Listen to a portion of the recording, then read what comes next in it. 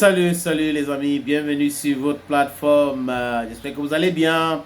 On parle de Paul Biya, c'est une année électorale. On parle de la panique qui est en train de toucher le cercle fermé de Paul Biya, les ministres, le RDPC. C'est panique à bord les amis. Je vais vous dire pourquoi. Ma blue fire, fire on the mountain. Je suis l'homme le plus noir de la terre.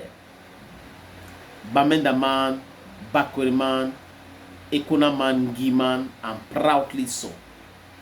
Les amis, imaginez ce scénario. Paul Biya qui refuse de candidater pour les élections présidentielles à venir. C'est en octobre, n'est-ce pas les amis? Paul Biya qui dit non. Parce qu'à l'heure actuelle, Paul Biya, c'est le plus vieux chef d'État au monde. Il est le plus vieux chef d'État au monde. En termes de longévité, je crois que c'est Obiang Nguema. Il est arrivé au pouvoir avant Paul Biya, 79, quelque chose comme ça. Obiang Nguema de la Guinée équatoriale. Mais quand on parle de l'âge, c'est Paul Biya. Et Paul Biya a été toujours autour du pouvoir. Secrétaire d'État, secrétaire général à la présidence de la République avec Ahidjo. Il a travaillé en étroite collaboration. Il était le collaborateur le plus proche d'Amadou Ahidjo. Paul Biya a été premier ministre au Cameroun avant de devenir président de la République, les amis. Imaginez donc combien d'années le monsieur rôde autour du pouvoir. Il ne connaît pas autre chose que le pouvoir, le pouvoir, le pouvoir. Et lui, en tant que président, c'est 43 ans au pouvoir. Et certaines personnes trouvent normal de continuer à insister qu'il reste là, 7 ans encore, ça va faire 50 ans au pouvoir. Et vous avez des gens qui vous disent qu'ils ont fait des grandes études. L'école ne rend pas les gens intelligents. L'école ne transforme pas les cancres en intellectuels. Les diplômes ne font pas des gens à même de prendre les meilleures décisions. Juste parce que vous avez les diplômes que vous pouvez prendre les meilleures décisions. Et je le dis tout le temps ici, d'autant plus que on trompe des enfants, on trompe des gens dans ce pays. C'est bien d'avoir des diplômes. Mais ne confondez pas les choses. C'est des choses différentes. Les anticonformistes, à l'époque, c'est eux qu'on appelait les intellectuels. Les gens qui s'opposent à. Mais dans ce pays actuellement, les bénis oui-oui, les gens qui veulent que nous restions dans ce status quo, les gens qui veulent que rien ne change, c'est ceux-là qu'on appelle intellectuels.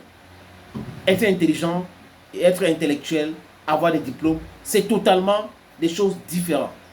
Les amis, quand j'ai fini de dire cela, vous comprenez que le pays va très mal, très très mal. Regardez l'état des immondices qui jonchent les rues, les ruelles de la ville du Cameroun aujourd'hui. Les Camerounais chopent des maladies respiratoires. Parce que l'état des immondices là, vraiment, ça pue et dans certains carrefours et tout. Et on vous explique que non, l'argent, on prend l'argent dans un compte au fait comme 4% et ça ne suffit pas. Il faut encore 16 millions comme ce que le maire de Yaoundé avait dit dernièrement. Incroyable mais vrai. Les gens sont autour du pouvoir juste pour les intérêts. Chacun protège son intérêt. Chacun est là pour s'enrichir, placer ses enfants et autres. C'est ce qui les intéresse. Regardez les routes du Cameroun. Parlons de route, autoroute Douala-Yaoundé. Depuis les lustres, on dit qu'on construit la route là. Ça ne finit jamais. C'est comme le stade de Lembe. On va prendre 5 milliards pour construire 1 kilomètre. Après, on va construire 500 mètres. C'est comme ça que ça fonctionne dans ce pays. Quand vous regardez les hôpitaux, les plateaux techniques, c'est à pleurer. Mais les gens vont venir vous dire non, tout va bien dans le pays, tout va bien. C'est les mêmes gens. Ils sont dans les mêmes postes. Personne ne veut partir. Regardez au Sénat. Le ministre de l'eau à l'époque est président du Sénat. Il était même le patron de la SONEL à l'époque. Il parle de Nyat Ndifendi Marcel. C'est lui le numéro 2 du Cameroun. Donc le successeur constitutionnel. Regardez, il a quel âge?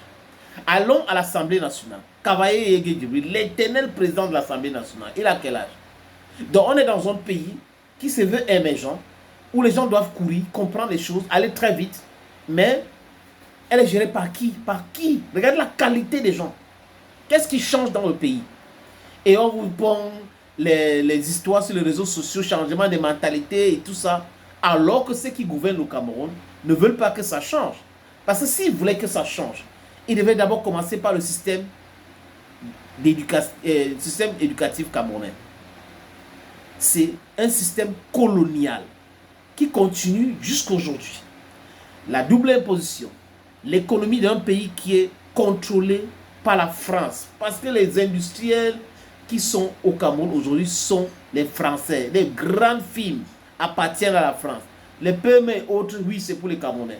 Mais l'essentiel, ça n'appartient pas aux Camerounais. Voilà donc les gens qui parlent de quelque chose et ils font autre chose. Donc ils pensent que c'est juste que le discours, on peut faire des discours creux.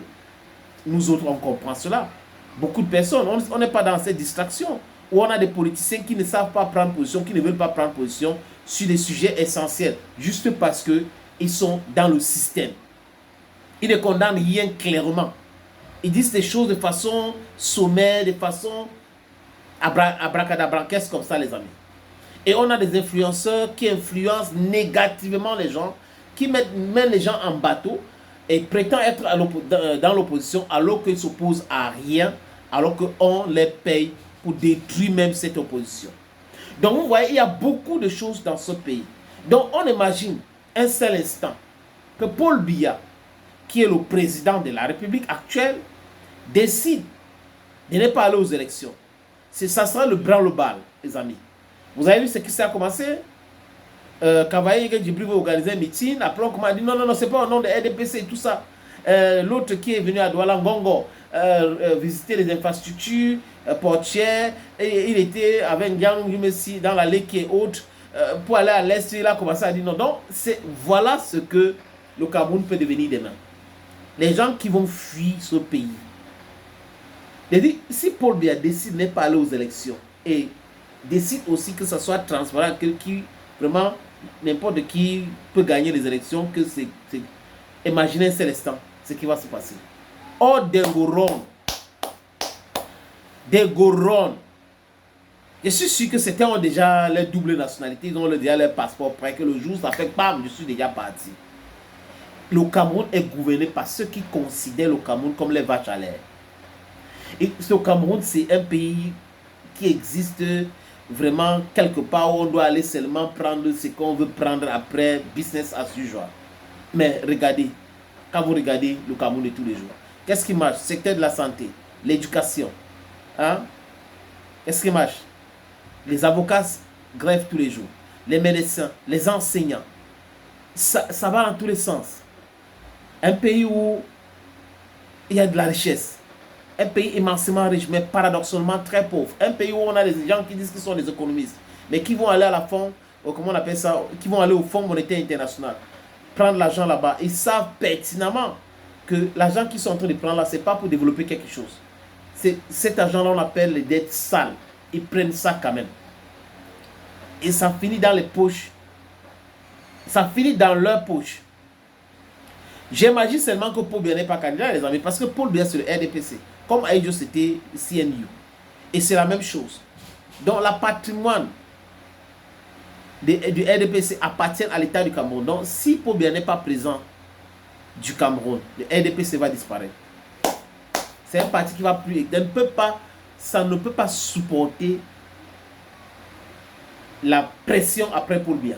Ça ne peut pas. Parce que quand vous regardez qui va gérer, qui peut gérer le RDPC? Très compliqué, n'est-ce pas, les amis? Donc, imaginons un seul instant que Paul Biya dit qu'il n'est pas candidat. Parce que 43 ans au pouvoir, 20 ans après, c'est-à-dire qu'il a à peu près 50 ou 60 ans autour du pouvoir. Ce n'est pas possible. C'est pas possible. Vous voulez qu'il soit là, il soit là, il soit là. C'est pas possible. Il n'y a pas d'homme providentiel. Ça n'existe pas. Le pays, s'il va exister, a toujours existé avant ou après. Il est temps de penser le futur. Et le futur, c'est avec des jeunes. Thank you and bye bye.